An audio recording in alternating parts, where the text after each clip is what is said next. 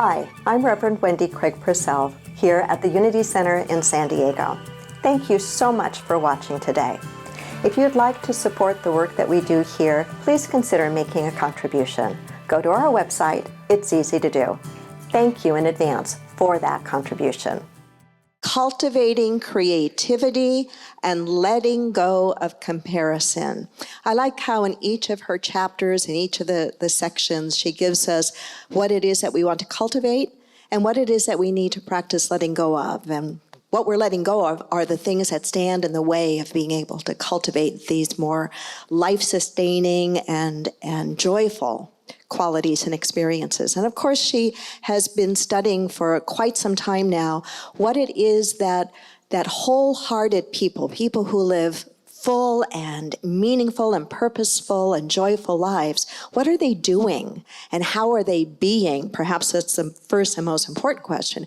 What are they doing? How are they being that is bringing that forward in their lives? And so the quality of cultivating creativity is one of those.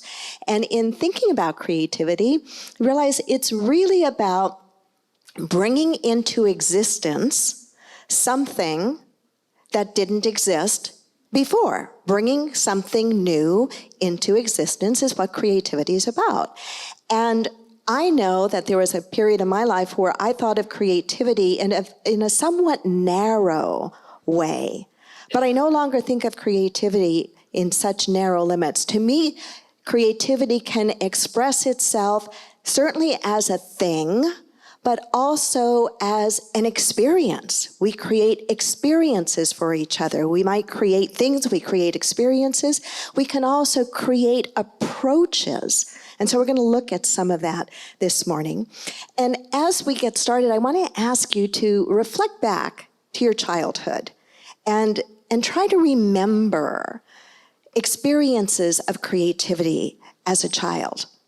What were those like for you? Does anything come to your mind when I say, how were you as a creative child? And the truth of the matter is, children are naturally creative.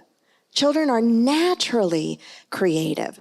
And somewhere along the line, sometimes we begin, as we get older, to shut down that creativity. But I was thinking about my own journey of creativity as a child, and it was delightful, some of the memories that came back. I can remember so many hours spent in front of a sewing machine, making Barbie doll clothes, or making my ice skating costumes, or all of those kinds of things. I had a memory come back that just made me laugh. I don't know if they still make this, but there used to be, it would come in rolls, and it was kind of like a crinkly tissue paper. And if you worked with this tissue paper, you could spread it apart, parts of it, and roll it together, make these beautiful flowers, at least to a kid, they were beautiful. And my mom thought they were beautiful, and I was in a creative spirit making these for her. But to keep them kind of holding their shape, you'd have to spray on an aerosol thing that looked like it came out of a hairspray can, but it was glue that would make these firm. And I made so many of these, so creative, I loved doing it. But one day, my mom came up from the basement, this is where we would do some of our crafts, very upset because she had taken, thinking it was a hairspray can. Yeah, I don't think I ever made one of those flowers again. And it probably wasn't because she did anything, but it was such a challenged experience for me. But the creativity moved on to other things. And it is, you like that story? Her hair was stiff like glue for a really long time. I don't know what my dad might have thought of that, but anyway, Brene shares some of her creative experiences as a kid and recollections of making things with her mom, but how it ended at a certain period.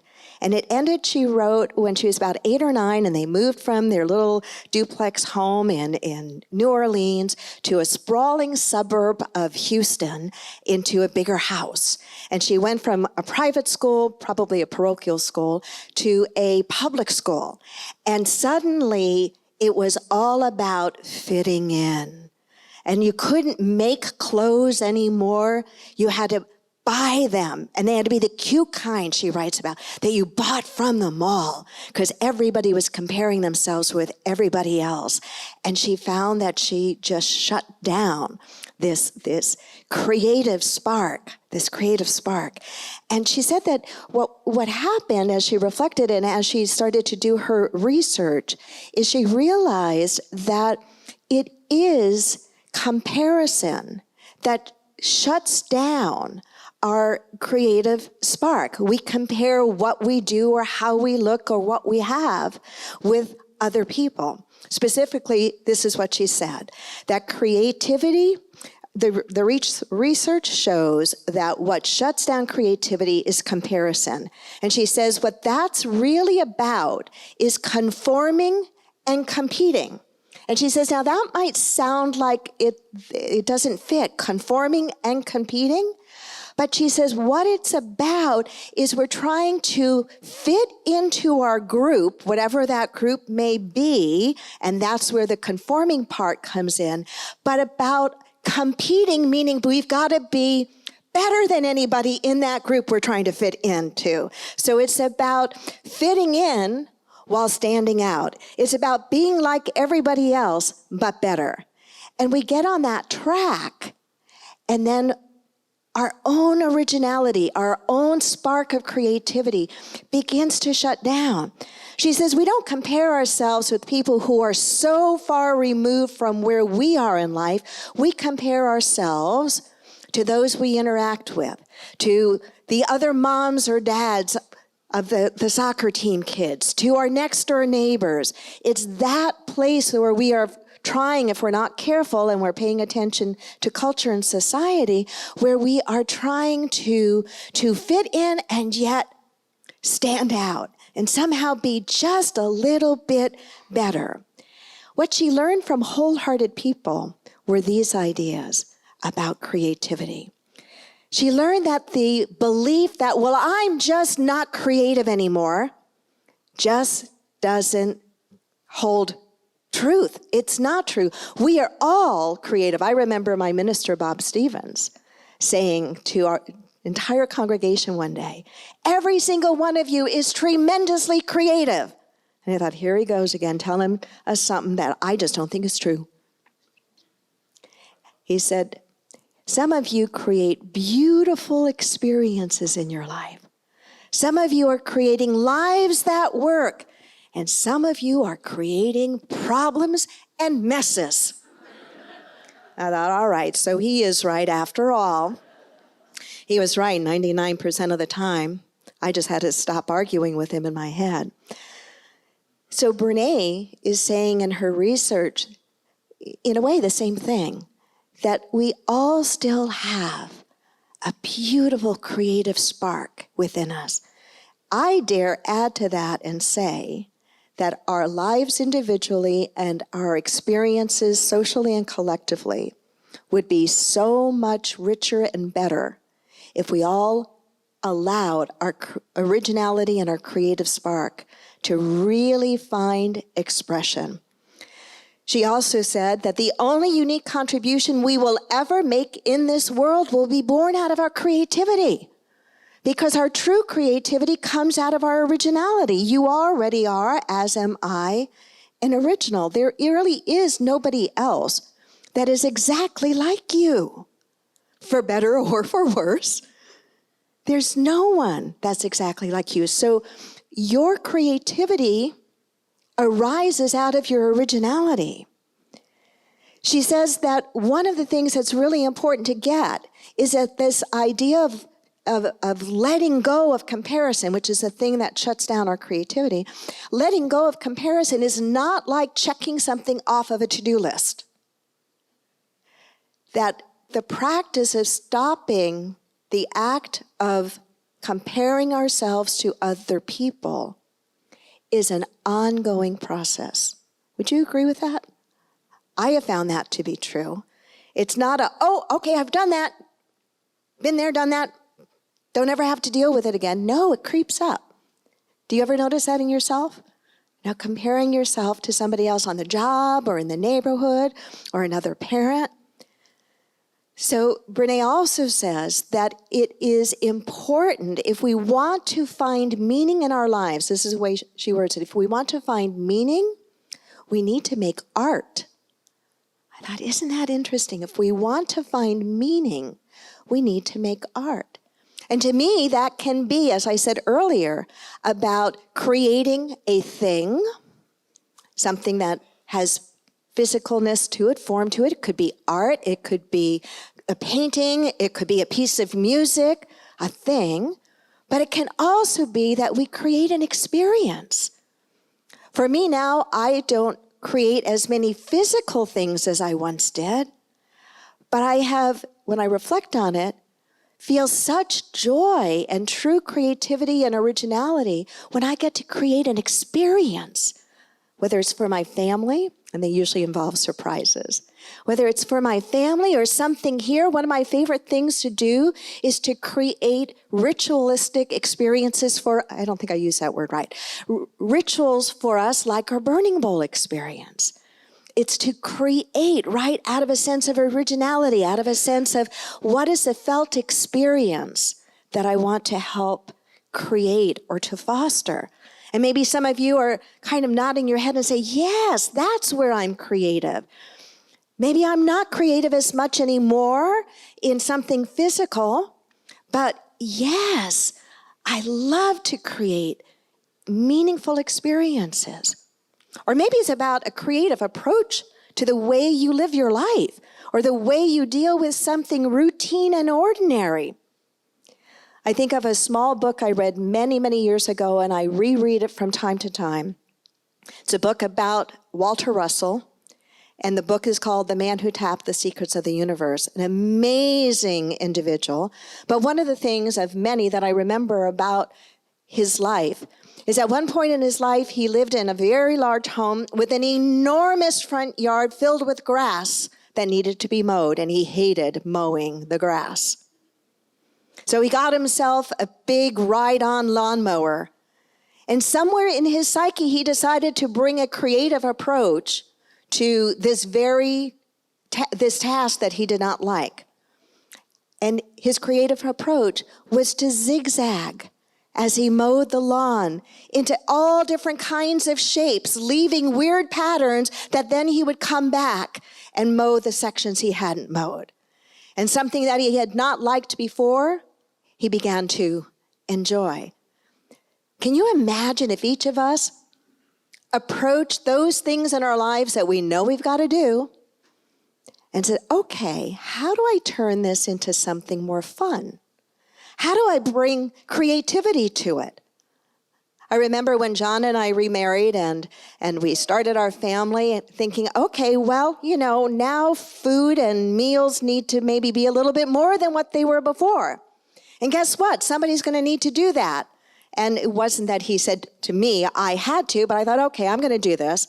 And cooking was never something that I particularly cared about. But I thought, you know what? If I'm going to have to do this for most of the rest of my adult life, I better decide to find a creative way to enjoy it. And now it is one of my happy places. Do you see what I'm trying to speak to? That this idea of creativity is not, we must not let it be so narrow. We want to really open it up and realize about ourselves, no matter what anybody has ever said about us, that we are original and that we can be far more creative than we've ever thought of ourselves as being before. And in that creativity, and this is why I think she's found this to be a thread, a through line with wholehearted people, in that creativity, we experience joy. We experience joy. As I was thinking about this more yesterday, I found myself reflecting on how much creativity is like a spiritual practice. And I'd never thought of it that way before. But when I thought about the process of creativity, I really think that many of the elements of creating are the same or similar things that we attempt to practice spiritually. Here's what I wrote to myself. The act of creativity is quite spiritual when you think about it. One, we need to be open and willing, right? When you're creative, one of the very first places that we usually start is an experience of openness and willingness. Is that not a spiritual practice? Would you not agree? Absolutely it is. Second, receptive to something new. Creativity, remember, is about bringing into existence something that didn't exist before. So that means something new, being receptive to something new, inspiration, an idea. I think that's very much part of spiritual work and practice. Third, in creativity, there is flow, right? How many of you do have some sort of creative endeavor in your life? Raise your hand. And when you're doing it, really in it, do you feel a sense of flow? Let me hear it if it's so. Yeah. Do you also lose your sense of self and time? Right. All of a sudden it's as if the whole day or afternoon or hours just pass because of flow. Because of flow. Fourth, when we are in that creative space, there is the act or the need of being present. Present. We're really giving whatever it is we're doing our attention. We're in the game. I've been doing a little bit of learning about improv because we're going to be offering an improv class here at the church. And I was talking to the wife of a dear colleague and friend of mine. Her name is Erica, and she has been doing improv, I think, for 15 or 16 years now. And there are different kinds of improv, and one kind of improv is called long form. And one of the things that she shared with me and that I saw as I watched some of her videotape performances is that you cannot do improv if you let your mind wander. You have got to be totally and completely present in the moment, responsive to whatever is coming from your partner that you hadn't planned for, because there is no scripting to it. How much of our spiritual practice is about learning to be here now? To be here now. And in creating, whether it is creating a thing, or creating an experience, or creating an approach to something, we need to be present. We need to be present. And the last of it to me is the stepping back and letting go. There's a time when whatever it is that we have created is done. Is done. It's complete. We step back, we let go. Any of you consider letting go a spiritual practice? Right? So each of these, being open and willing, receptive to something new, the experience of flow, being truly present, eventually stepping back and letting go, are all elements of the creative process and deeply spiritual practices. You know, for those of you who love metaphysical Bible interpretation, in a quick look at the creation story in Genesis, metaphysically, if we look at each of the days of creation, each day begins with God said, let there be. Not I'm going to force, but let there be. The word let conveys this idea of flow. And at the end of each day, there is the calling it good. The calling it good. Little sidebar there. So in getting ready to wrap this up, as busy adults, which I believe most of us in this room are, I've noticed even those who are retired may be even busier than they were when they weren't retired. So we are the kind of people, I believe, that pack a lot of life and living to each and every day. And so you may find that the suggestions, if you're reading along in the book, that Brene gives of what to do about this to be a little challenging. I'm going to give you what they are, and then I'm going to give you my take on it very briefly. She says, you've got to carve out time every week to do something creative. Every week, carve out time to do something creative. Start joining with other creative people. Get involved in a group that is doing whatever it is that you have an interest in doing, and take a class. So those are some of our ideas, and I think they're great ideas, and you may feel like, oh, I like this idea of creativity, but I don't think I can fit all that in right now and still, do all the other stuff that I know I have to do. But what I think we all can do, is step back for a moment and look at one or two ordinary things that we've got to do every day.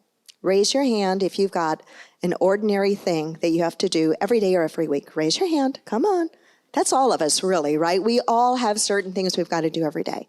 What if your homework assignment is to find a fun, playful, creative way to do that thing? Can you handle that? Can you handle that? Can you let your child come out, your inner child come out, and find a playful, creative way to approach that? What will happen if you do is every time you repeat that, you're going to get a little smile across your face. You're going to go, oh, that's what she's talking about there. So, okay, I got to do the dishes. Well, I'm going to find a creative way to do the dishes. Or I'm going to, do the laundry. I'm going to find a creative way to do that. Whatever. How many of you, and I'll close with this, how many of you remember the movie Mrs. Doubtfire, Robin Williams? Okay, that's the image I want you to have in your mind. Maybe not the size of him playing Mrs. Doubtfire, but do you remember him running around the house doing all the things he had to do? There was a spirit of creativity and joy in that. And I do believe that it is one of the ways, a reachable way, that each and every one of us can bring a little more joy, a little more creativity in our lives. And on the heels of that comes greater health and greater well-being. Namaste.